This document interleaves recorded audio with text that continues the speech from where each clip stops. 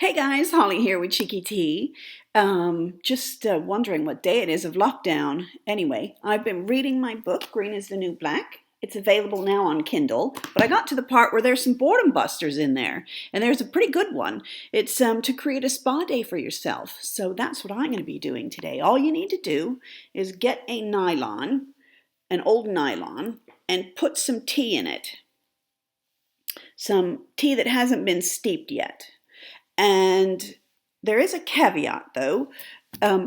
Cheeky Tea's tea is too good for this. So if you have some tea that's past its sell-by date, or you've gotten some tea and you just didn't like the taste of it, that would be perfect for this.